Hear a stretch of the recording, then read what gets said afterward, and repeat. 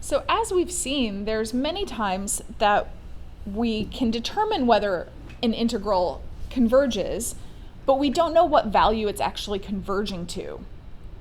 So one thing that we could do is find something to compare it to help give us bounds, to say that we don't know what the value is, but it's going to be between these two numbers. So if I think about integrating from a to infinity, I could think about drawing a bunch of rectangles. So I could start either with my left bound, or I could use my right bound. So this one says to start with the right bound. So if I went over 1, I would end up with a plus 1. So my right bound would be here, and here's my first rectangle. And then I would go to a plus 2. Here's my second rectangle, etc., etc. So my third one. And I could see the sum of all of these areas is going to be less than the actual integrated value. So this sum is going to be less than my integral. And this sum is going to be my function value starting at a to the k plus 1 times my width, but the width is just 1. So the area of this is just going to be equal to the height. So that's going to be my function value at x sub k, and the k value started at a plus 1.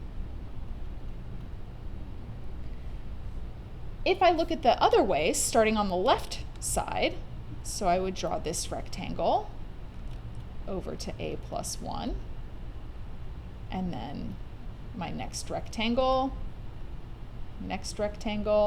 So I can see that all of these are going to be greater than the integral value.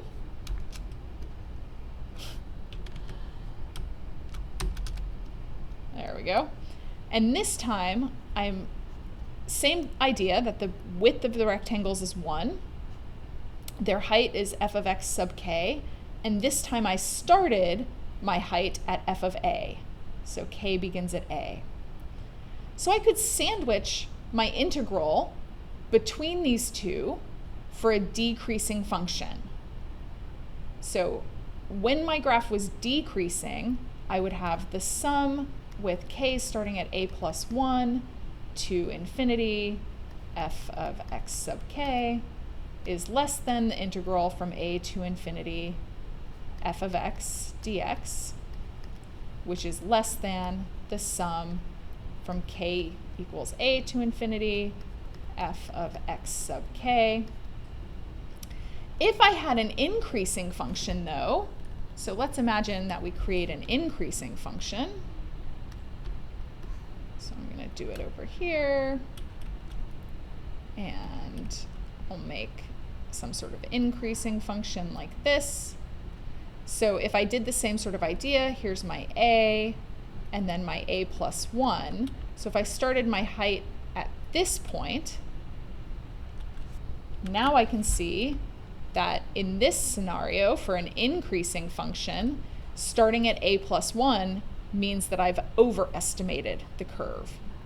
Here would be my next one, so on and so forth. So this is for decreasing. If it was increasing, I would have k equals a on the left side, k equals a plus 1 for f of x increasing. And remember, I can determine increasing or decreasing by taking the derivative of my function and looking at whether that is constantly positive or constantly negative. So this connects back to our Riemann sums using rectangles to approximate integrals. And this is useful because sometimes when I can't integrate the function, I am still able to find a value of an infinite series. And remember, I can evaluate infinite series if it's a geometric series with an r value less than 1. And we'll look at that in the next video.